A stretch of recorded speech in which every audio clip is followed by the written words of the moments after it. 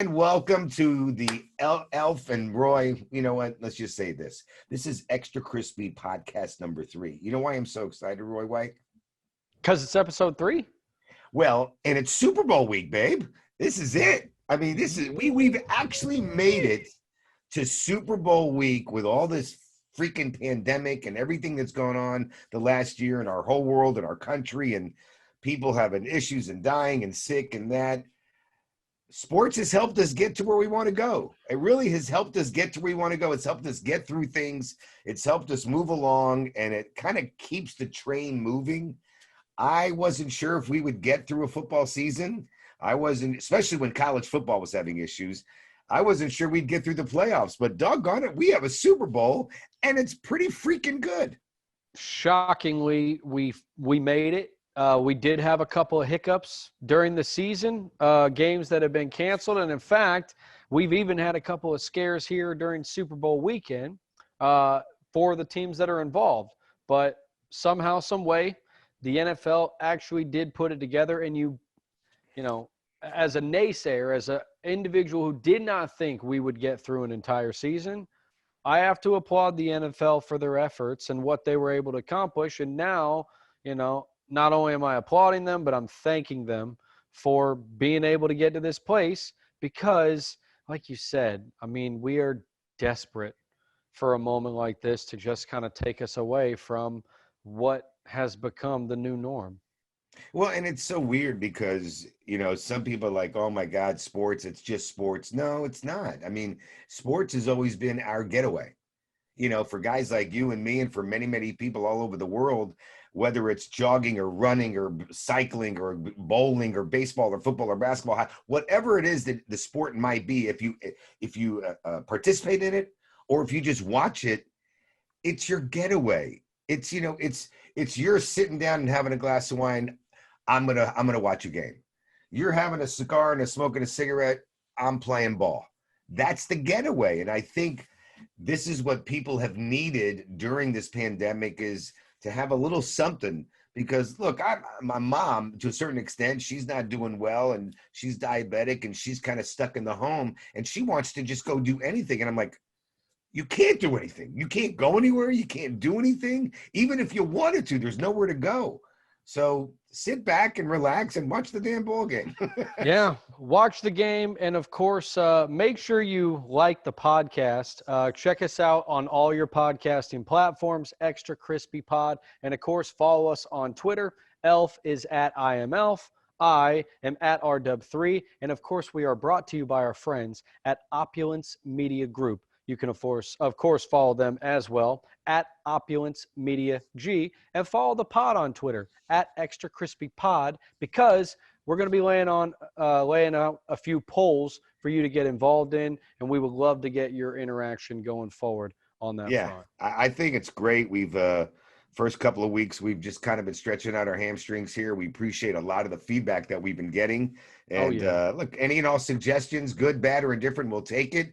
We're here for the long haul. We're going to have fun every week that we do this. And we're just glad a lot of people are along for the ride and telling people about it. So that's the good stuff. And we continue to bring it to you. But we do have a Super Bowl. And it is Super Bowl 55. That's when I heard that number the other day, I was like, going, damn it. Okay, I'm old. Feel old. Yeah, because I remember Super Bowl I. So, it's been around a while, but I think we got ourselves a good one. I think storylines abound. Kansas City being the team that they are with the young Patrick Mahomes, and they won it last year, and now they're here back to back. And the Tom Brady story going to Tampa Bay, I mean, that's just ridiculous in itself. What he has been able to do at the age of 43.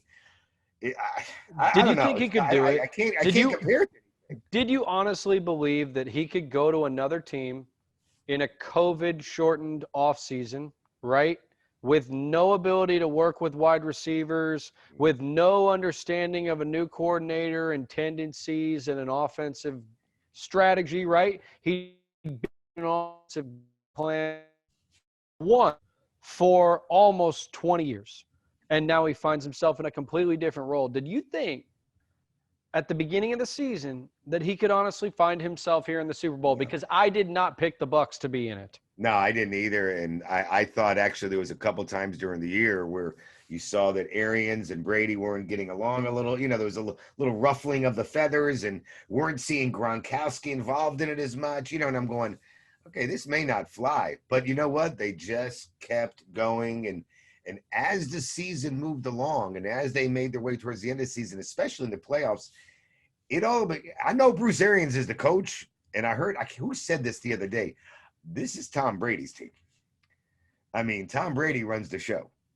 Bruce Arians may be the coach, but Tom Brady kind of makes it happen, and they're adjusting to him on the fly, and he's done an unbelievable job. So back-to-back for Kansas City. What is this, number 10 for Brady? This is number 10 for Brady, as he made the joke at Media Day, right? The first Media Day that he's been to where he wasn't absolutely surrounded by a throng of fans. And you and I have been out to those media days, right? We know what it's like when Tom Brady is at the podium, right?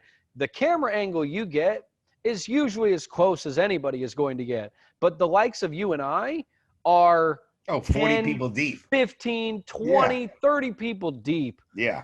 So he made a joke that, boy, this is a lot different than the other 9 times I've done this. And I thought, man, that's a flex.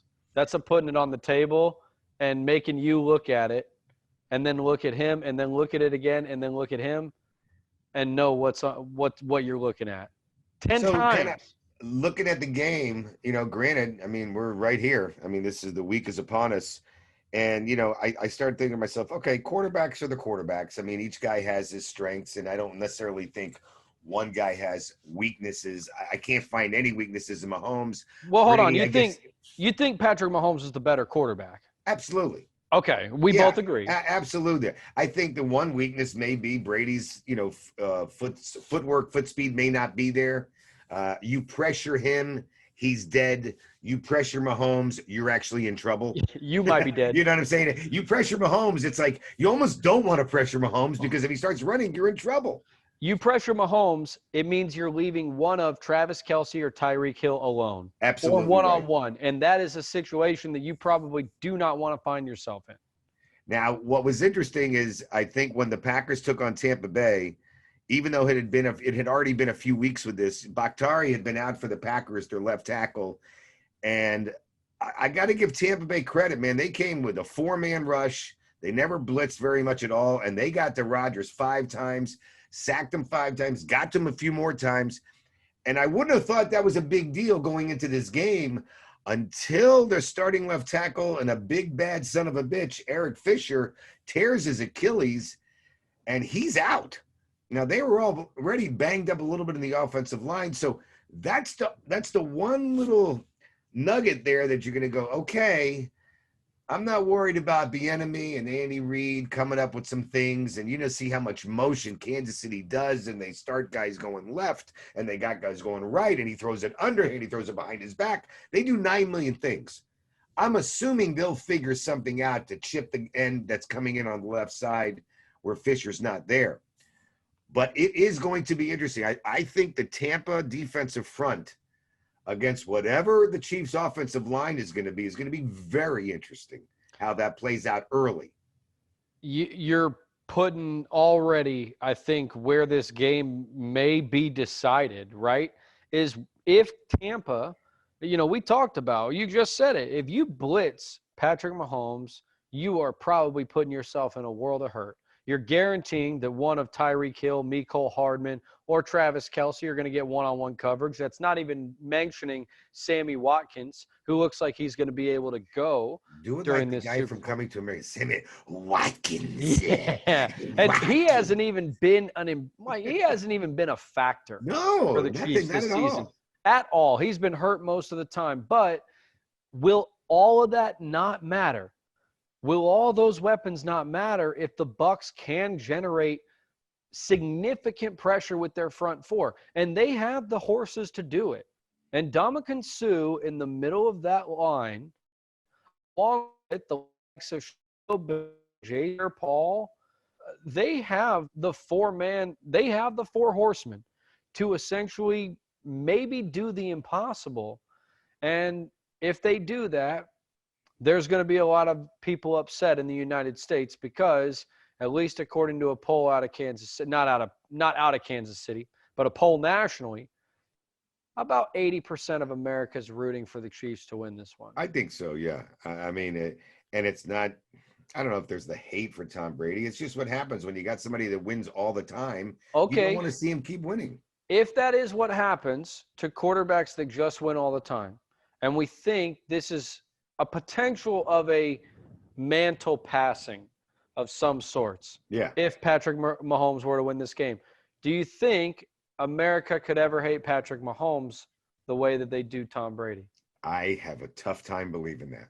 I do too. I have a very tough time believing that. And it's look, it wasn't like uh we saw something wrong with Tom Brady early on. He was just this young guy from Michigan and came up and started playing well. But when a team keeps winning, we see this in every sport. You begin to get this disdain. We like to build them up, get them up to the top, let them win the championship. Oh, good for them, good for them. Okay, enough of that shit. Okay, let's bring them back down. Enough of them winning. Well, I agree with that. I agree with that statement, but I also think the specific nature of the things that have happened during Tom Brady's rise Oh and yeah, yeah, yeah, stay at the top yeah, have also led to that, right? yeah. From Deflategate to the Spygate, Tuck Rule to right? Spygate to Marrying the most gorgeous, richest lady in the world. bingo to TB12 to his trainer, right? Who has some nefarious, ties Everything. and things. All of that stuff kind of chipped away at the mystique of Tom Brady. As a player, no one will ever question it. But And I Roy, do have a hard time believing that Patrick Mahomes could ever find himself, even if he won as much as Tom Brady has.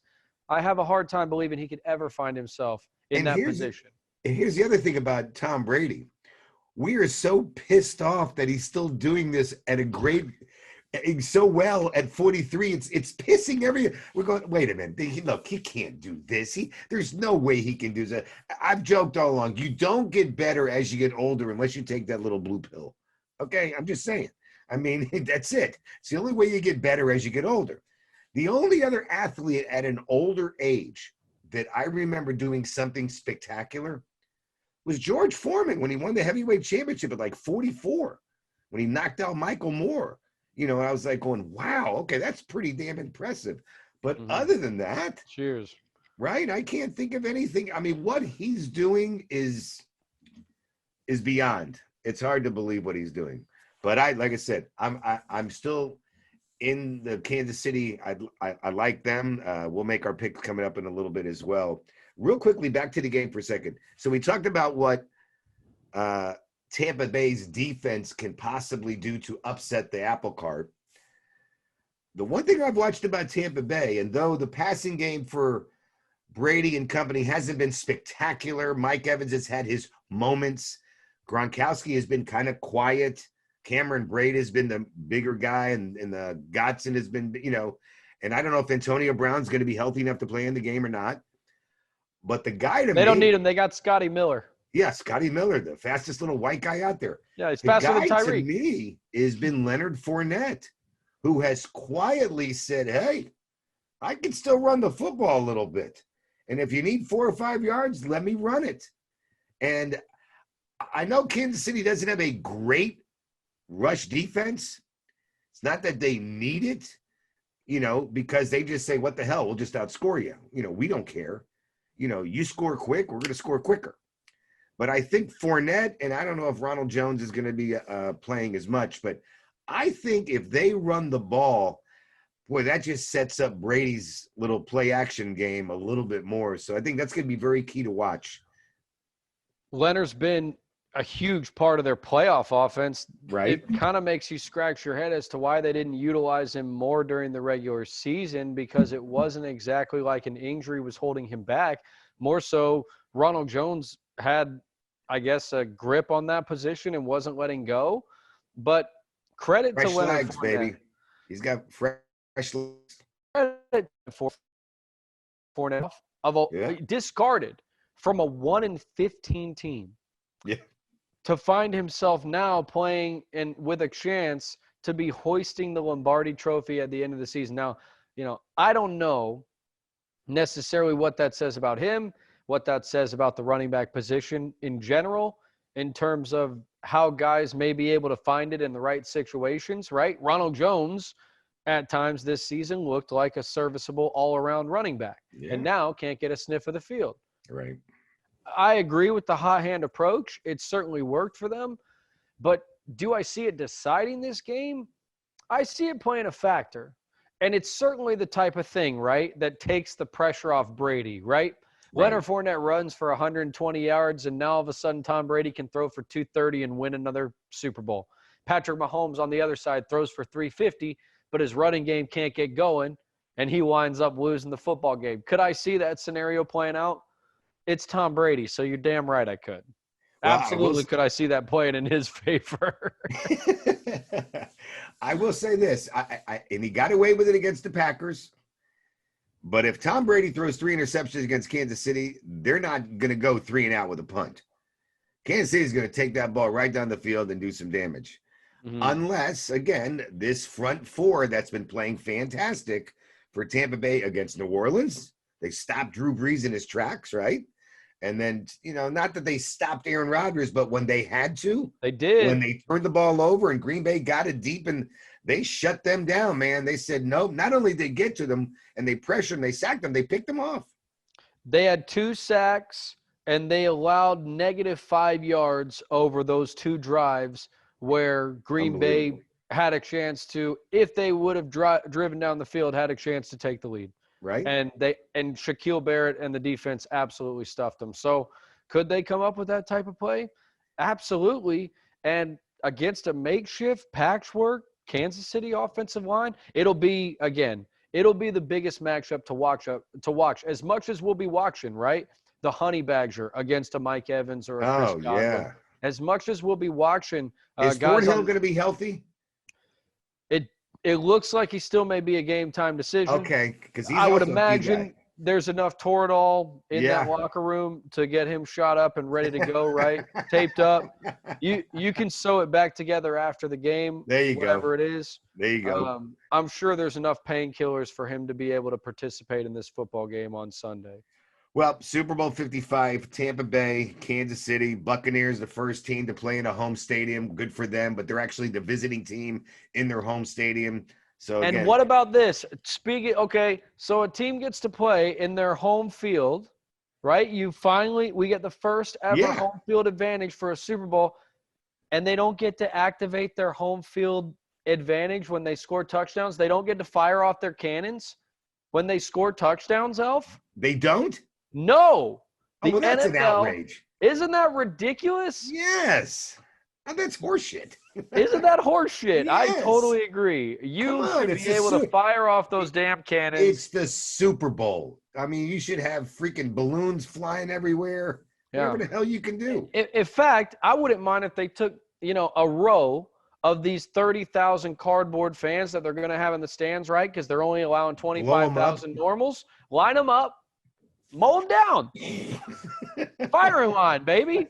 That's how you get the people hyped. That's how you get the people at home hyped up. Okay, we're going to need something visually to keep us stimulated in this thing, Elf. It's not just going to be the football keeping the housewives involved in this thing on Sunday. As I've always said, and I hope we have it again come Sunday, is give me drama, give me a good game, and give me some drama late.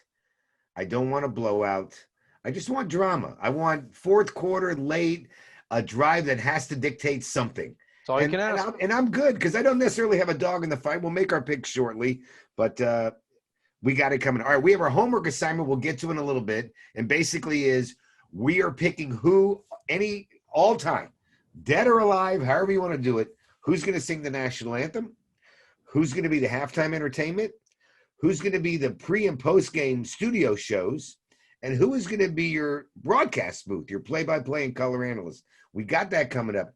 But one of the cool things about the Super Bowl, besides the commercials, and we know those are great, and normally we talk about that afterwards because we get them after, the prop bets. I'm a very big fan of the prop bets. And every time I would go to Vegas with the guys, and we'd always go opening weekend of the NFL season, I'd go with like 9 or 10 guys. I'd always go to the prop bet window, and I'm going, all right, let me see, what do you got? All right, they're 12-1 to win the championship. All right, give me $100 on them.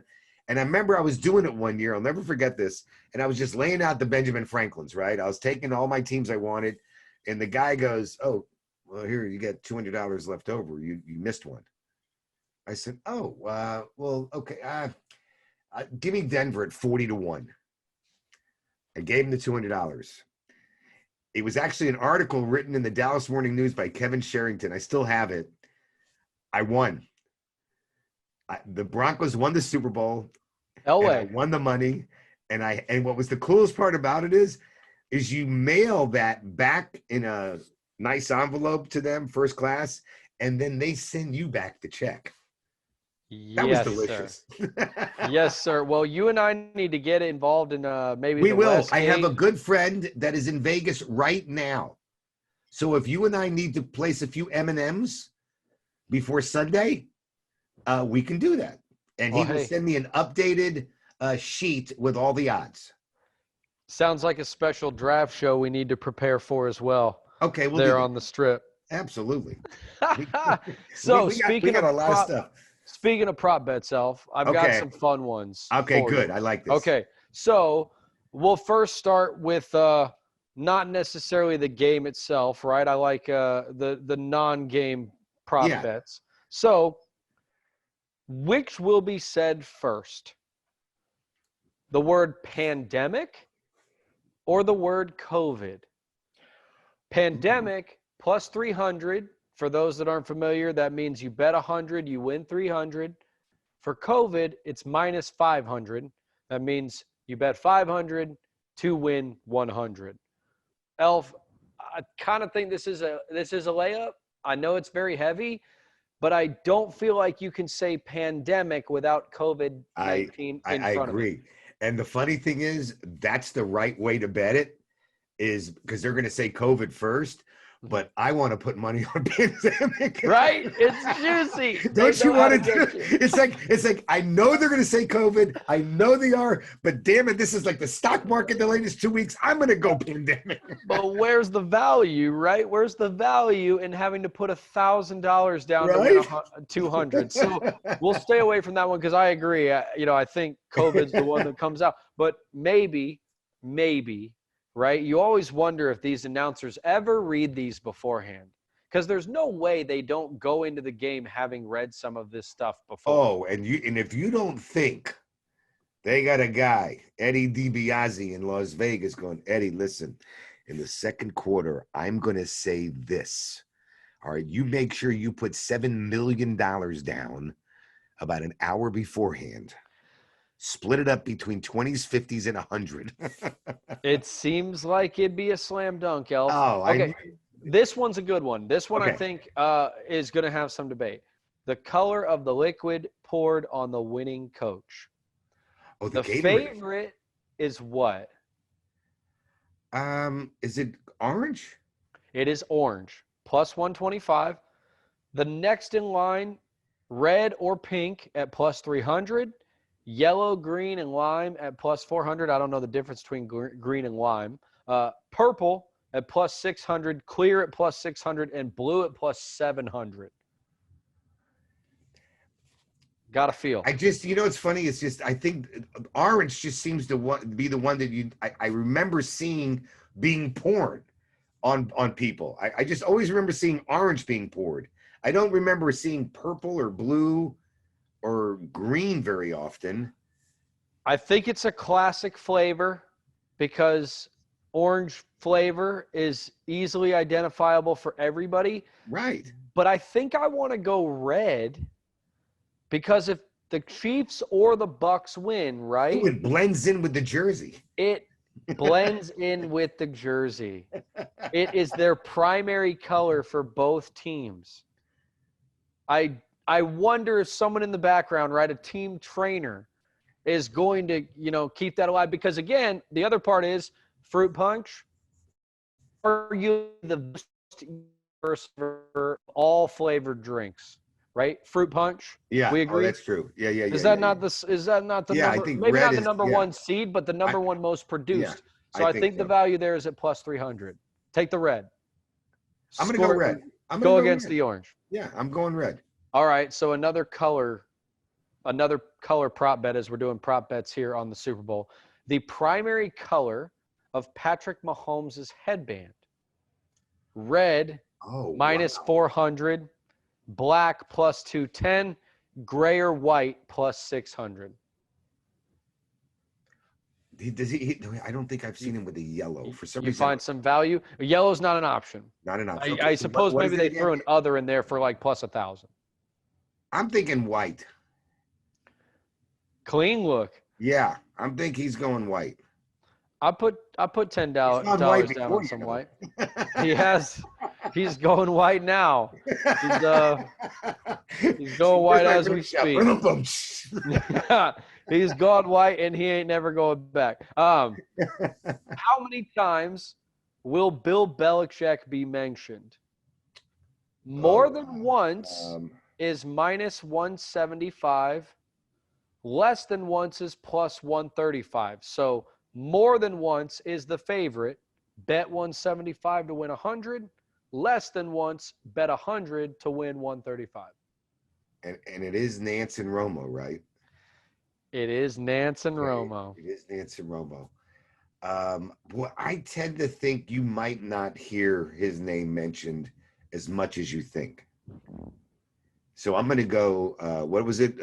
Less It's than one. it's less. It's one or less or more than one. One. I'm going to go one or less. Okay. I have a hard time believing See, I think over. it's so much a storyline that I think they're going to purposely stay away from it. Yes, and I believe that mentality exists for these guys, right? I think they do read a little bit of this stuff as well, and they try to stay away from Yeah. beating down old storylines. But it is a 4-hour broadcast, Oh, I know. right? And it's time from kickoff to the final whistle. It is hard to believe because even at the end, right? If it's Brady hoisting it, I know. oh, he did it without Belichick. Yeah, there you Right, go. and that will meet the quota because we will have mentioned it once before. We know he'll Oh, yeah. get mentioned once. I got to take the over on that. I'm going to take the Okay, no, that'll plus. be I'm going good. to I take the like that plus one. 135. I like that one. So we've agreed on a few of these, disagreed on a few, doing some prop bets. So, how many commercials will have a dog in it? Over 4.5 is the favorite at minus 250. Under 4.5 is the underdog at 4.5. Okay. Well, we know there's normally anywhere Sorry, between underdog plus 170, under 4.5. there's anywhere between what 30 to 50 commercials during the Super Bowl, something like that. Oh I yeah. mean, they might repeat one a couple of times, but I'm going to say that the animal, the pet, is a major player in every Super Bowl because it's always funny. You know, you're not just going to. I mean, every blue moon you're going to have an animal just sit there and it's cute, but no, somehow they have it where they work it where the dog, the horse, the monkey, whatever the hell it is going to do something unique. You said 4.5? 4.5. Oh, over. I'm Okay. absolutely going over. Now over is the favorite. Over minus 250. And I guess I got to agree with you. It might not be the primary character, right? No. But with so few things that we all universally agree on and love these days, it seems like pets can be one of those that is still exploitable to the Yes. masses, We love right? them There's all. not a lot left. There's not a No. lot left that they can pick that can say everybody's going to like this as a part of our commercial, right? Right. We've had commercials in years past. I think it was an insurance commercial that had a picture or a story of a really sad child, right?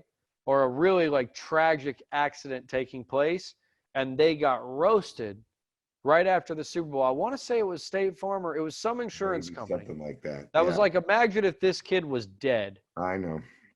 and everybody kind of reacted What is like, what the? are you guys doing? Is it All right. Progressive or Geico with the Dr. Rick? You know the ones that are so funny now. Oh, You seen you're it? turning into your parents. Yes. Oh my God! Please, we're gonna do one. I That hope dude, so, because that is those are the oh, best car commercials going right now. it's You're so right. great. You, When you the girl, no, love you him don't or need leave any him, he more takes the sign, pillows. he throws it in the thing. You Oh my gosh, you that is fabulous. you have enough pillows. There needs to be places to sit. No, no, no. You hired him. You don't need to survey his work. Or when he says, he goes, okay, we're going to do a PDF, and everybody turns around. All uh, right. funny More stuff. prop bets for you here on the Extra Crispy Pod. Make sure you go ahead and subscribe to it on your favorite podcasting networks. Of course, you can follow it at Extra Crispy Pod on Twitter, at IMLF, at RW3, myself. Follow our producer as well, at TJ Garsky, guy doing his thing in the background, and we appreciate him for it. The prop bets, Elf, coach to have his nostrils seen first during the game. So this is basically what they're saying is the coach who is going to violate He's COVID going to have protocol first the by mask pulling on. the mask down and giving you a look at their schnoz. The favorite is Bruce Arians at plus or minus 250. The underdog is Andy Reid. And this is an interesting one because if Andy Reid were to opt For the for plastic? for the plastic face Yeah. mask, then he would almost assuredly have his nostrils shown first and would cash in at plus 150. Here's my question. What the hell is Arians wearing? He's got like a machine gun sash on, right? It's like, you look at Arians, he's got 14 different things all over him, strapped on and everything. And that dude, he will lose his temper quick. I mean, I can literally see him peeling his mask off and screaming it. I think Arians shows it first. Okay, taking the favorite. Bruce I'm taking Arians the is the favorite. favorite. Yes. All right, and finally, on the non-game prop bets, as we're discussing here on the Extra Crispy Pod, how many times will Giselle be shown?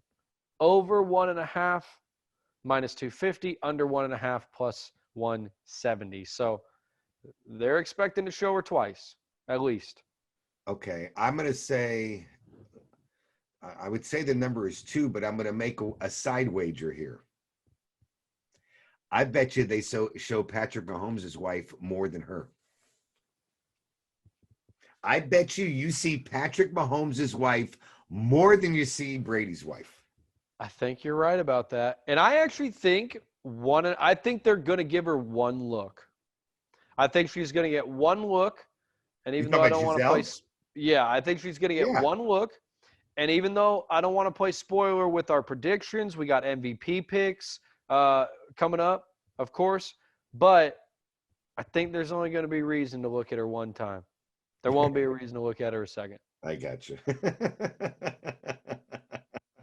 It's going to be fun. And she's one who you would want to look at a second. Oh, yeah, But absolutely. there won't be. Don't look. My wife just gave me the dirtiest. She's sitting over here on the couch. She just gave me the dirtiest look. She did?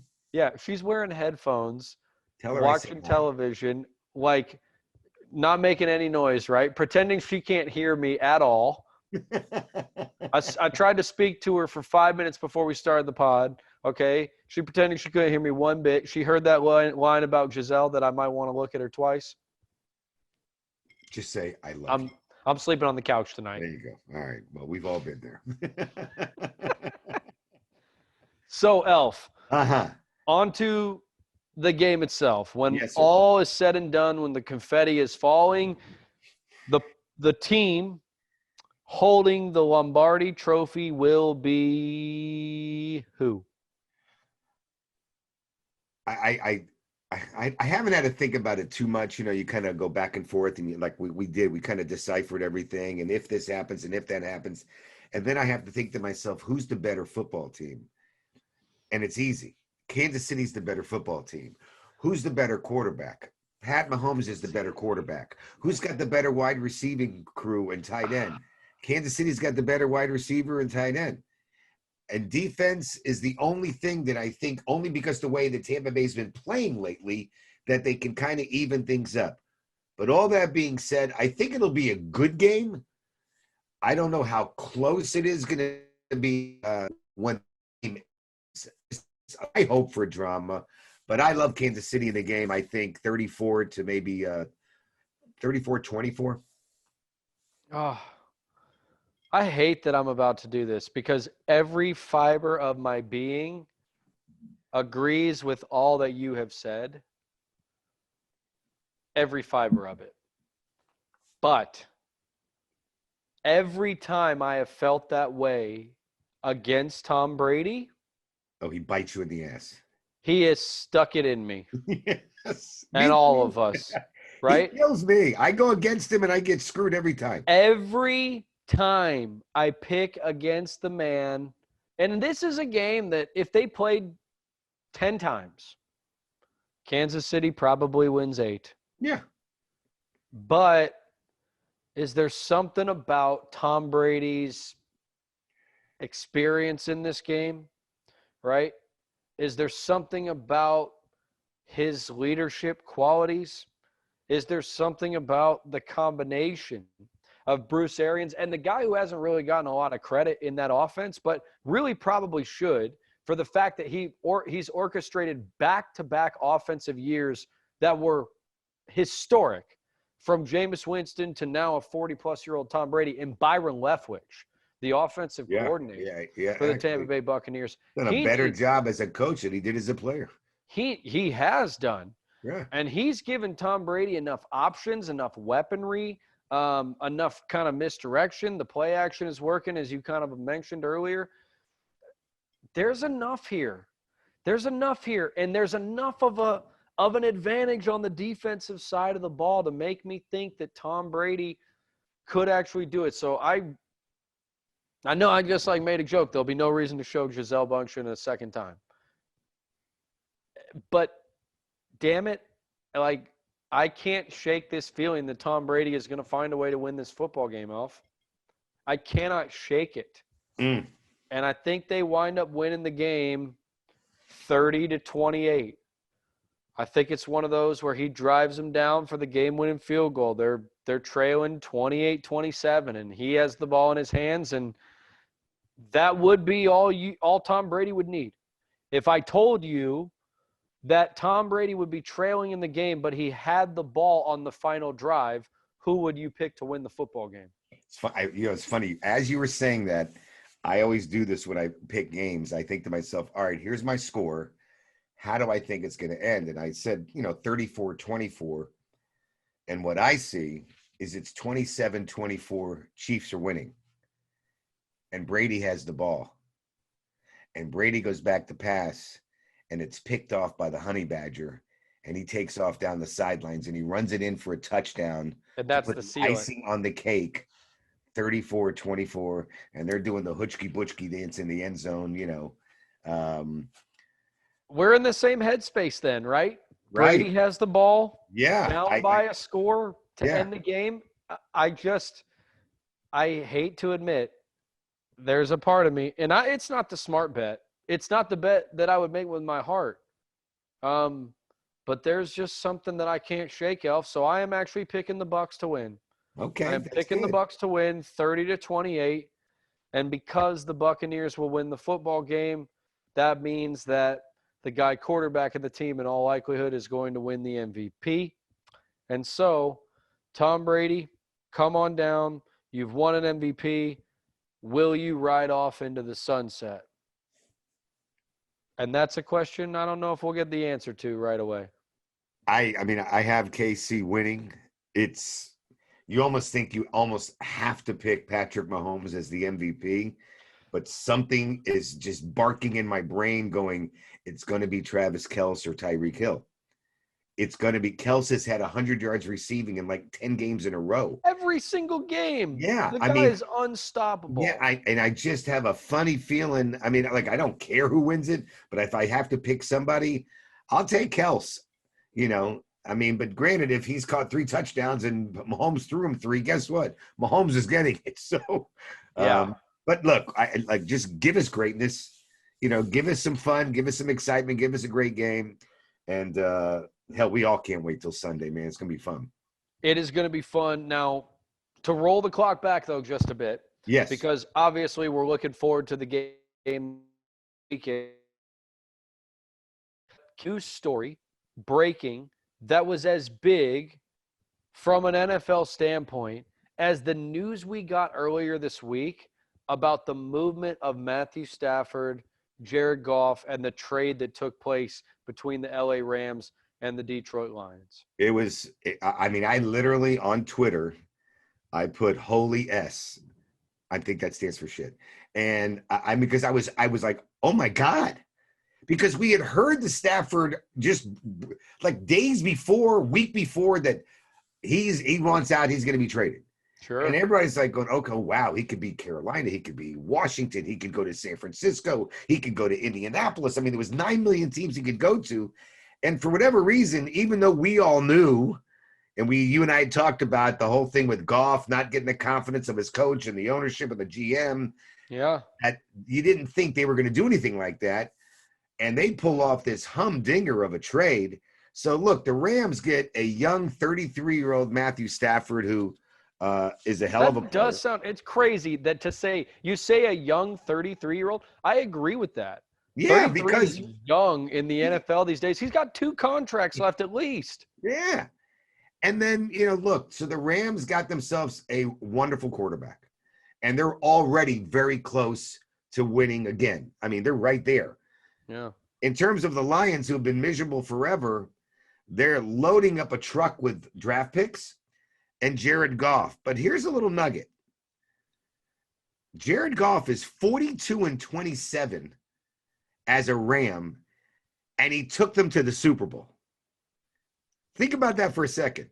He's 42-27 as a Ram quarterback, and he took them to the Super Bowl.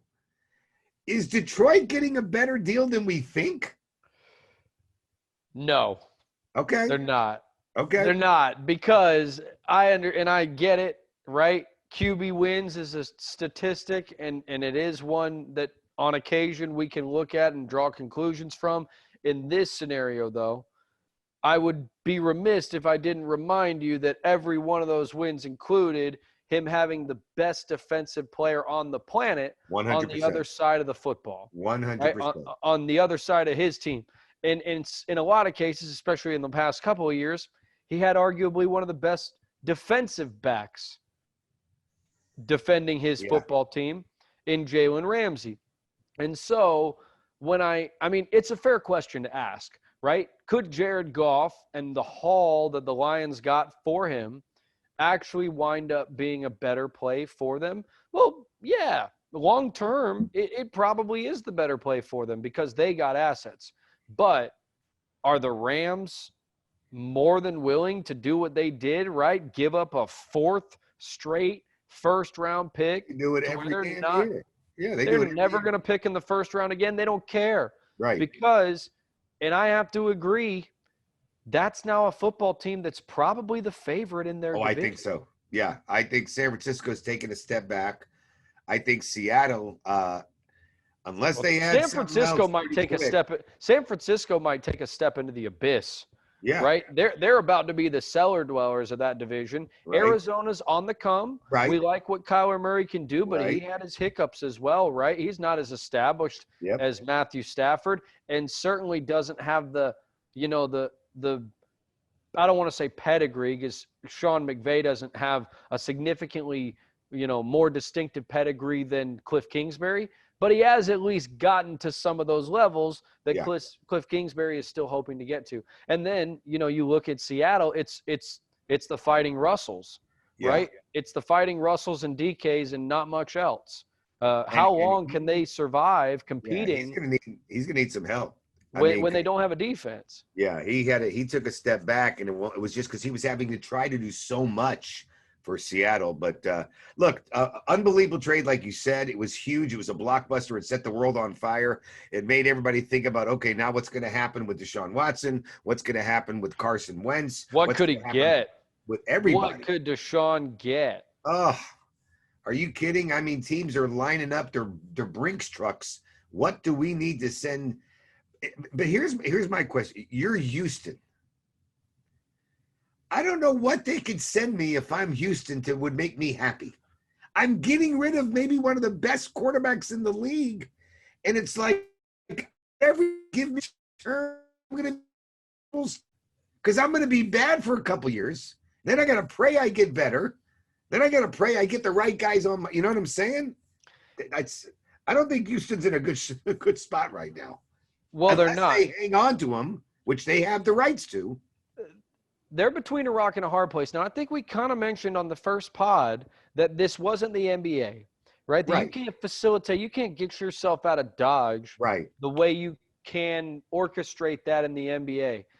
But at the same time, and probably Tom Brady has a little bit to do with this, the success he had in 1 year, right, by making a change will completely erode the fear that some quarterbacks probably have in free agency about leaving the circumstances that they have for what they might be able to have in the future, right? There's probably guys that have stuck around in the situation that they're in and said, you know, this is comfortable. I understand the system. I know what is going to be asked of me. But now to see the success that Tom Brady's had in a new situation, right? That might embolden a lot more guys to be willing to make moves. And with all that, it also, I think, emboldens teams to say, we will give up the farm. We will give up everything. I could see a team giving 2 1s, a 2, and a future consideration for Deshaun Watson. And if they did that, Right. and I'm the Texans, when you know he's probably not suiting up for you or doesn't care to, I might take it. If you're talking about it like the Brady situation, a quarterback goes to a team for a year to make it happen, then if I'm a quarterback, I'm looking at the Colts going, okay, yeah, that's possible. You know, I'm looking at maybe New Orleans. Yeah, that's possible. I'm looking, I don't know it too much to the certain extent because I tell you what's the real weird one right now is Miami. Because there's 2 weird ones in that they division. drafted Tua, and remember in that game at the end of the year, Brian Flores says, you know what, sit back down. I feel better with Fitzpatrick in the game. Yeah. What the hell does that tell you? Yeah. I mean, is Tua really that guy? And the rumors about them trying to give him up? I mean, I like Tua. He's got a ways to go still, but that might be the one convincing move that you can make to free Deshaun, right? To free him from the Texans' grasp, as you said, right? To give them something enough to convince them. It might have to be something that involves another quarterback. I would think so. With high upside, right? With potential upside. Because, it's going to be hard giving away a guy as young as Deshaun Watson is for peanuts, even if they're lots of first-round peanuts. One little nugget for you here. I saw this today. Every quarterback that was in the 2016 NFL draft has either been cut, traded, or benched, except for one. Mm-hmm. Do you know who? Pay him. Dak Prescott. Pay the man his damn money and leave it the hell alone. If he wants 4 years and doesn't want 5, give him 4, damn it. Right? And tell that man that he's a bad mother effer, and you hope and pray that you did not offend him so that the next time you have a contract conversation, he doesn't just flip you the bird and say, you know what, I'm out this piece. I don't need you. It's so I can ridiculous. make it happen. Yeah, how they've screwed that whole thing up. I mean, man, you had one of the most amazing guys, and he still is. Unbelievable guy, great athlete, great leader, great team guy, does all the right things, says the right things, does what you ask him to do, performs at a high level, and you shit all over him. I mean, it's unbelievable. Jerry and Steven, it's mind-boggling how they have blown this thing up. And I understand the 4 years versus the 5 years. Please, give me a break. You know what sucks for the Cowboys? Your defense sucks. Yeah. That's it. I don't care who the hell the quarterback of the Cowboys is. It doesn't matter. Your defense is terrible. You know what? And if I'm Dak, I might say, you know what? Screw it. I don't even want 4 years. Give me a 2-year deal. Yeah. Pay me X. Give me a 2-year deal and prove to me that you're going to put some shit around me. Exactly. Right now, granted, they've put plenty around him. Right. Right. He's got all the weapons. You offensively, they're fine. They've tightened in Dalton Schultz. They found weapons, Yeah, right? They've got weapons in the running back room. They've got plenty of weapons in terms of wide receivers. But I'll be damned if they weren't the worst defense the Cowboys have ever seen unbelievable. in their It's team's history, at least. And that is not going to be acceptable for a guy I believe is capable of getting a team to a Super Bowl if you can just give him a defense that's decent. I'm not asking for a top 10 unit. no. I'm asking to get him above 20, damn Yeah, it. get halfway. Be half of the worst teams.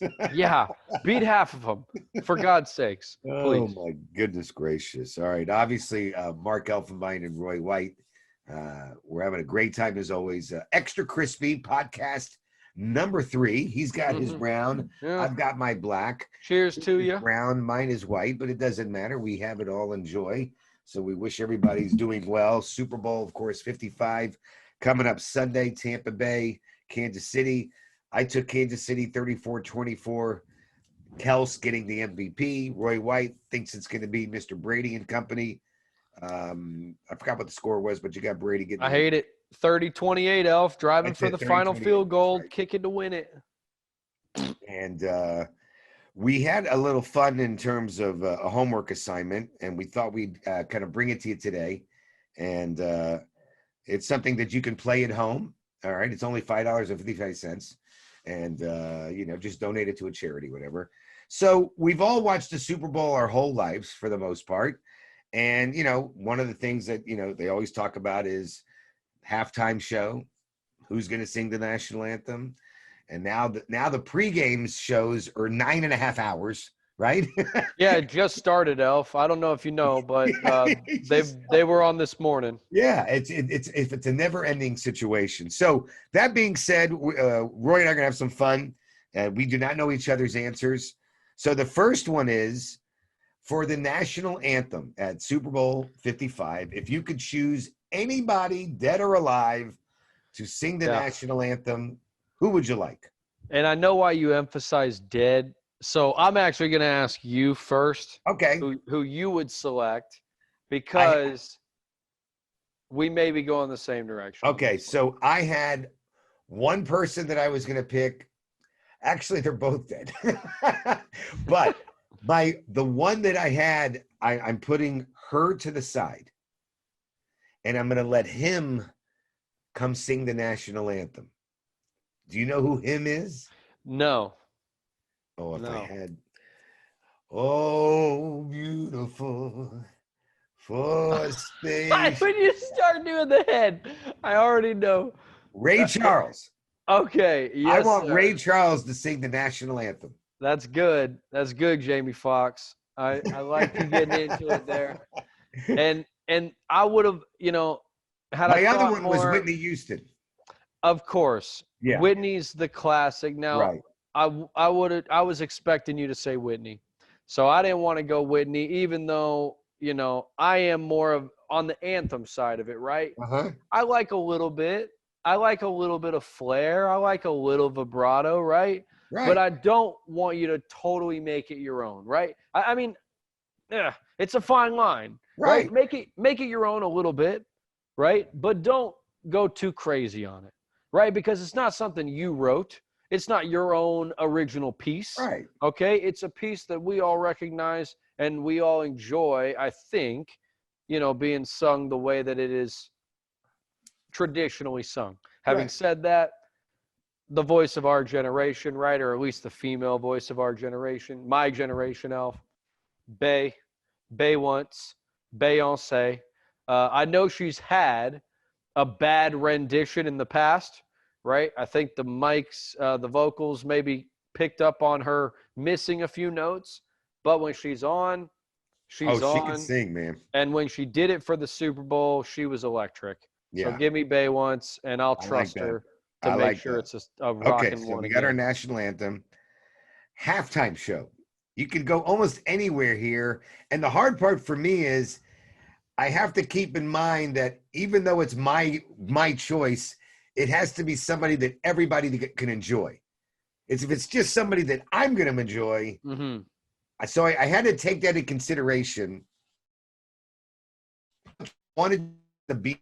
I'm going to say Bruno Mars.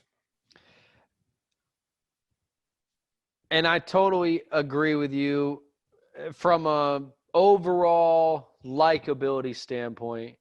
Bruno Mars's halftime show was amazing. The music was fantastic. The choreography was great. He's a star, right?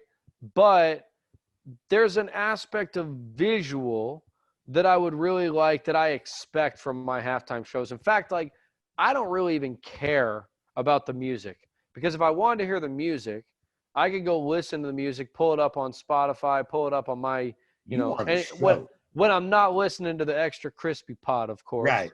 right? I'll pull it up and just listen to it on Spotify or something.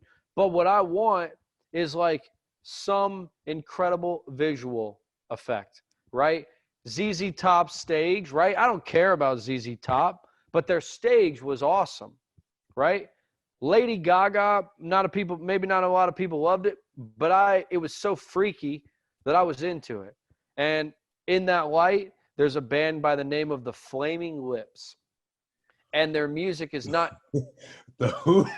the Flaming Lips, Elf, and their music is not universally known. I And have it wouldn't never heard of matter that before. because their concerts are the most balls to the wall, like insane ass things you've ever seen, right? In this pandemic, they have been throwing concerts where they have had concert goers inside of individual blown up bubbles. And they are attending the concert in these bubbles and bouncing around all over the stage, all over the place. And I could just see that on a larger scale, That right? sounds like fun. If the Flaming Lips were given the opportunity. And again, like, I don't even know the music. Like, I couldn't even tell you their music. I couldn't even tell you a song that they do, right? But I know that their concerts are batshit crazy. Oh my gosh. And it would make for an incredible visual for a halftime show. So give me the Flaming Lips, and with like a special guest, Bruno Mars, someone who actually can do some great music. Beautiful so far. All right, so we got that set up. All right, so the infamous pre and post game network, NBC, CBS, ABC, ESPN, NFL Network, and I started thinking to myself, okay, because I had one old school and I had one current. I'm not gonna go old school.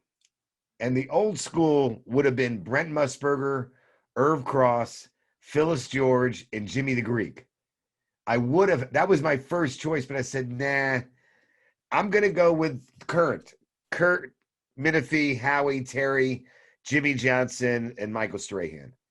I like their studio show better than anybody else's. I mean, pre and post never really like drawn in that much. No, I know. Right? Yeah. Because everything that the guys will say has either been said, either they're regurgitating it, or in some cases it's slapped together and kind of thrown together half-assed. Right. But I will admit, I think I kind of tend to side with the NFL Network more than any. Okay. I just like, if anything, it's probably in their presentation. Right. They don't often just sit the guys behind the behind the desk. More contemporary. Yeah, and pass it around, right? Right. They're standing, they're active, they're using, visuals and things to kind of accentuate and accent their points. So I tend to side with the NFL Network, but in general, right, I'm staying away from pre and post game shows. Okay, very cool. Get my fill. The last one on our homework assignment, you get to choose your play-by-play team, play-by-play color commentary for your Super Bowl. So who is it that you would like? All right, so this one I went way off the reservation, Alf. I did not go with traditional play-by-play men because I do not want a traditional play-by-play broadcast for the Super Bowl. Okay. It's like, give me all the special sauce.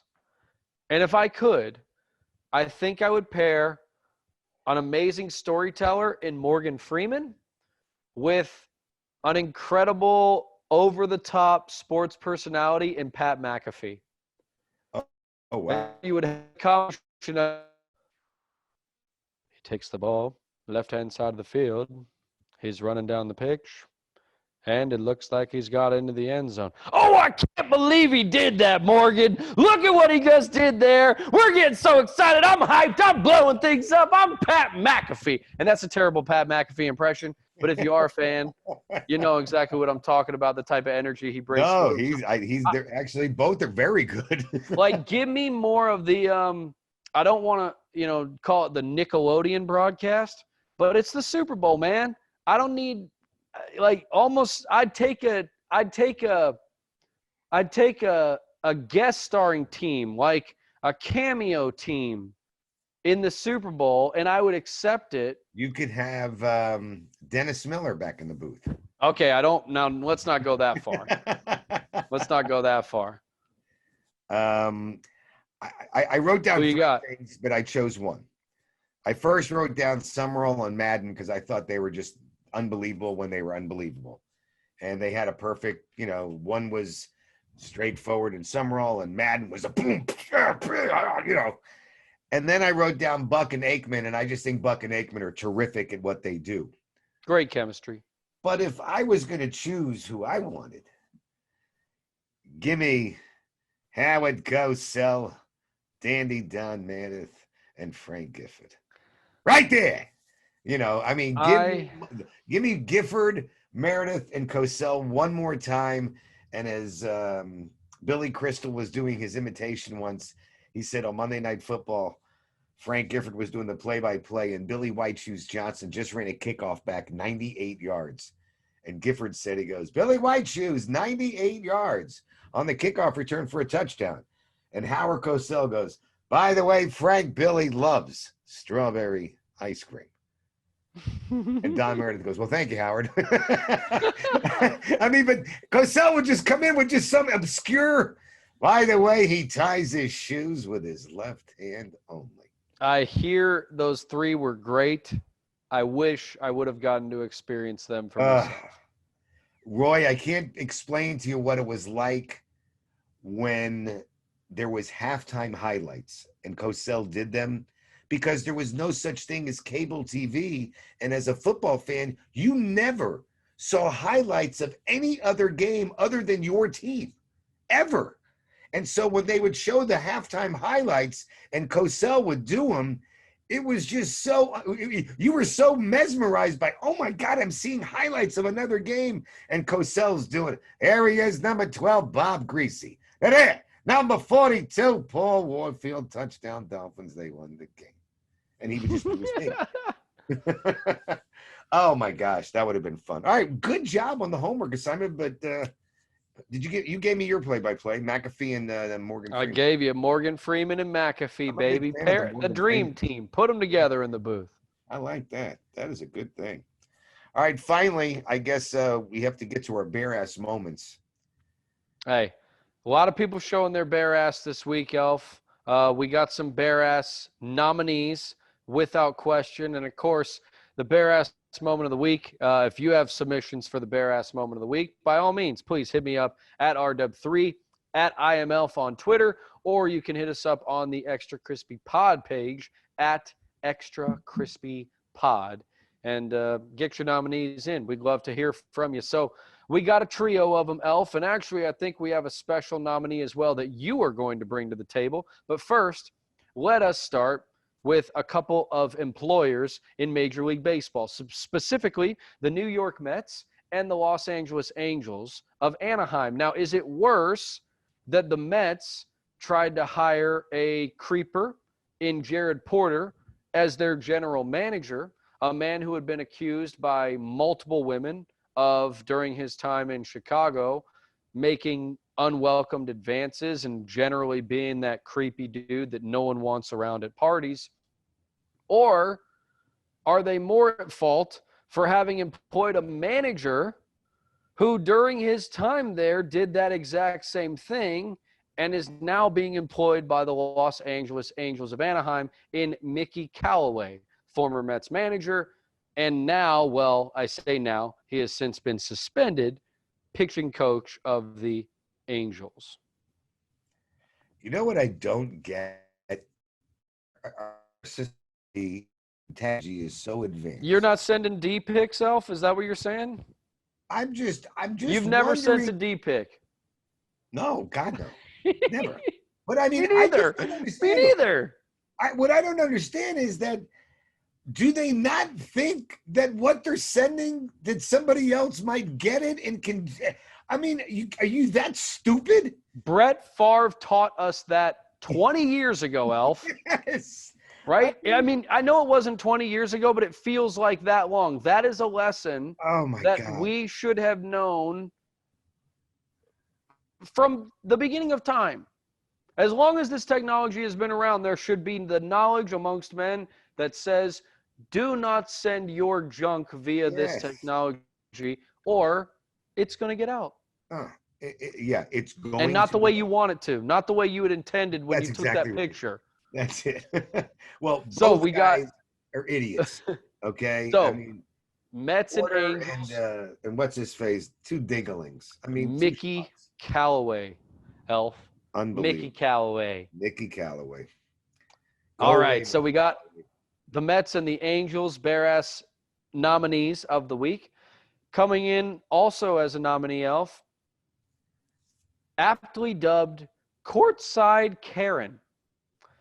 The young lady who went toe to toe with LeBron James during a game got herself thrown out of a game in Atlanta after apparently having a back and forth with LeBron James, in which LeBron appears to have mouthed to her boyfriend or husband at the time, old steroid ass, and in doing so, incurred courtside Karen's wrath to the point that Karen, after swearing at LeBron, cursing him out, and flipping him off, was then ejected and escorted out of the building. Now, she has since apologized on social media, right? LeBron gave the perfect LeBron type of statement. I think he's always incredible in these moments, right? He said, look, I'm just thrilled to have fans back in the court again. I think it's the energy that we all need. And, and I'm glad that she's passionate enough to want to have that back and forth. I hold no ill will against her. I like what he said, though. He goes, I thought it was her father. I didn't know it was her husband. And that's another part about it. Juliana Carlos is the 25-year-old wannabe Instagrammer's name. And unfortunately, we only know that because, as I mentioned, she was dubbed Courtside Karen by the King. So, bare ass moment of the week, nominee number 2, Courtside Karen, a.k.a. Julianne Carlos. And my final nominee, before I get to yours, Elf, would be a former NFL running back, and I say former because he's probably out of a job going forward, Mark Walton, who was a running back who actually got some time with the Miami Dolphins earlier this year, but he was arrested after an outburst at a Pizza Hut in which he claimed that a staff member at the Pizza Hut disrespected him over the phone to the point that he felt it necessary to show up to that Pizza Hut and start an altercation where he had to be restrained by his cousin before police showed up and ultimately put him in handcuffs because, again, he was unwilling to stop trying to pursue a fight with this gentleman that had disrespected him inside the Pizza Hut. And while you give a response of, I'm going to go plug in my computer because I'm about to die and I don't want that to Okay. happen. Yeah. The thing I don't understand is number one, if you're having a dispute over pizza and you feel that you're disrespected by the pizza guy, okay, nothing against pizza guys, pizza delivery people, people working at pizza places. I love pizza. All right. I like thin crust. I like it extra crispy and I like a lot of cheese on it. All right. There you go. But what moron orders pizza and because he feels disrespected, he's going to drive all the way down to the place, go into the place and try to start stuff up with a guy and create a ruckus and then get in trouble. And now he's getting arrested and he's not. Uh, it's called bare ass moments for a reason. And Mr. Walton, being an absolute dingling, showed his bare ass brain by doing exactly what he did. And and it wasn't smart and thing to do. So he's got the ones that he's given us. We have obviously Mr. Porter and the other Dingaling, Galloway, who did their thing by showing their thing to other women and talking about it.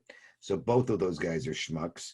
And you have Mr. Walton, and he did his cockamamie.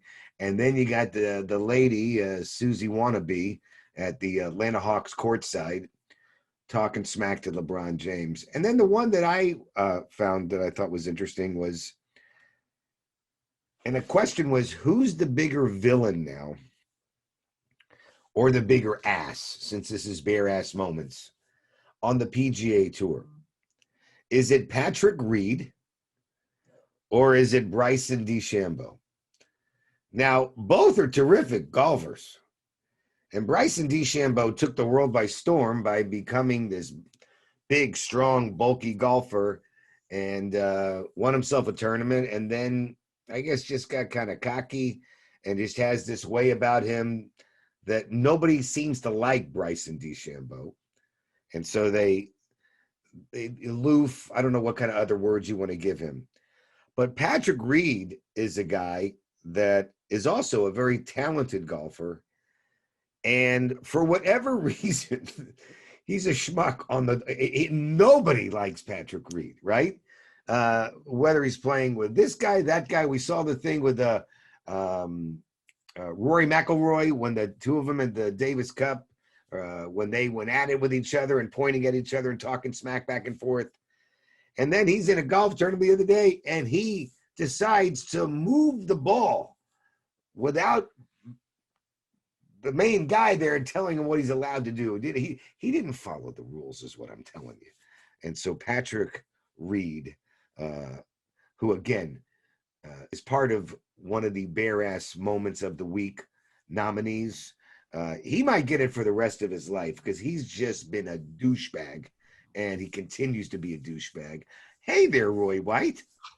Yeah, real professional. Literally, whole computer went down on me. My extension cord, I needed like 2 more inches, and I couldn't get it without my computer What guy falling has off not the said table. they needed just 2 more inches? Damn it. That's what my unfortunately that's the look that my wife keeps giving me on the other side of the couch here. We're sitting here. I'm guessing, though, based on the context clues of what I heard when I came back, you were discussing our friend Patrick Reed. I was just saying how what he did in the tournament and picking up the golf ball and acting like it was no big deal, and they kind of let him do it, and I didn't think it was anything. I mean, but the fact is that he's such a schmuck and he's such an ass, and he doesn't get along with anybody. He might be the most hated guy in the golf world today. I mean, Yeah. and it's not like he doesn't seem like he goes out of his way to do things wrong in public or in private. He just does it on the golf course, and the way it's just his attitude. Nobody likes that guy. Yeah, that was an embarrassment, and he's done it before, right? Yeah. Been accused to the point that he is unable to find any individuals to eat lunch with in the clubhouse, right? That's right. Yep. He's basically kept to his own table. Doesn't have a lot of friends to go practice with, right? He's not a part of the many cliques that exist in the golf world, the PGA world. He's pretty much doing his own thing. Now, in some cases, guys are lone wolves because they're alpha dogs, Right. right? Kepka seems to be that type. That's right. But in Reed's case, much more of a He's an Shih ass. Tzu. He's just an ass. Yeah, much more of a Shih Tzu than an alpha dog. So we got quite a few nominees there. We got Patrick Reed, of course. We got Mark Walton, the NFL running back. Right. We got courtside Karen, of course, in her LeBron James feud. And we have both the Mets and the Los Angeles Angels. Although, really, I should probably give this one solely to the Mets because they're the only one of those two organizations that actually employed both of these individuals before allegations actually came to light. So who you got this week, Elf? I think you're going to have to give it to, as much as I want to say Patrick Reed, and I know Walton was a doofus, and the chick at the Laker Hawk game, Mr. Callaway and Mr. Porter. Sorry, boys. Y'all got to go. Yeah. Put it away. Take your pants off and show your bare ass to the world. It's a version of Bare Ass of the Week. That is what we're talking about. Right? These gentlemen who either demanded bare asses be shown to them or showed their own bare asses. You, gentlemen, you bare-assed yourself. You bare-assed, man. That's it. That's Matter of fact, bare-ass. the women that you sent the pictures to should be allowed to get the paddle that they use in high school, and you get spanked by them with a bare ass. Hey, you shouldn't do that though, because them two deviants would probably enjoy every second Oh, of you that, know what? Elf. That's a very good point. They would All right, actually. that doesn't sound like much of a punishment That is a very good to a point. Mickey Callaway or a Jared Porter. Unbelievable. All right, so let's repeat one more time for those that need to know, because there are those that are already in Las Vegas or they're going to be making phone calls like Roy and I might do. Mm-hmm. Is Tampa and Kansas City are playing in Super Bowl 55 Sunday night. The line, I believe, is 3.5. Tampa's getting 3.5. Roy asked me early on, who do I like? I hope for a great game. I hope for drama. But Mark Elfenbein says Patrick Mahomes is going to win it back-to-back. 34-24. Kansas City wins. I'm going to go out on a limb and say Travis Kelce gets the MVP. Roy White? You know I hate doing it, Elf. And every fiber of my being says Patrick Mahomes and the Kansas City Chiefs are the better football team. But with all that being said, I've said that too many times about an opponent that was playing Tom Brady. I said it a week and a half ago when he played the Green Bay Packers. I thought the better team lost that game. I said it the week before when he played the New Orleans Saints, and that team spanked his little behind twice in the regular season, and he brought what it took to win that football game. And now he gets to face a team, Mark Elfenbein, who he lost to in the regular season in the Kansas City Chiefs. Tom Brady's going to win this football game, and I hate to say it, but the Tampa Bay Buccaneers are going to win this football game 30-28. Tom Brady will take another MVP. He'll tease us all with a fake retirement to get a ton of attention for it, and then he'll come back and in all likelihood probably be in his 11th Super Bowl this time a year from now. Wow. Actually, you know what? That actually sounded pretty good. Sounds damn good, doesn't it? And you know, Except for the fact that when you started America hates it. When you started going back to they lost to they beat a better team, and then they beat a better team, and then they beat a better team, and then the better team that beat. Yeah, I know. It sets up perfectly. That's why they're going to play the game. Super Bowl 55 in Tampa. I know we look forward to it, and we'll see. Send us your picks. Send us who you got, right? Who's your MVP in the game? Go ahead and check out the Extra Crispy Pod page on Twitter at Extra Crispy Pod. We'll have a poll question for you about who you think the MVP will be. You know, submit your own. And by all means, hit me and Elf up during the game because we will be active. Absolutely. And we will be reacting to it. Yeah, actually, we definitely want to hear from you during the game, so you can tweet us both, RW3, I am Elf. And please tell a friend about Extra Crispy Podcast with Elf and Roy, brought to you by Opulence Media Group. And, you can rate us, you can review us. And what's the most important thing they can do? Hey, you can subscribe. Come on, baby. Right? Subscribe. You can subscribe. Mama's got to get some new shoes. You got to subscribe. You can subscribe. It's not a big deal to subscribe. Don't be like a stickler about it. Just hit the subscribe button, okay? It'll come into your inbox every time. You won't even have to think about it. It'll be fantastic. It'll be perfect. But it's Mark Elfenbein. It's Roy White. It's the Extra Crispy Podcast. And one thing that Elf and Roy know, that when we do the Extra Crispy Podcast, what's it going to be, Roy White? It's going to be extra, extra, extra crispy.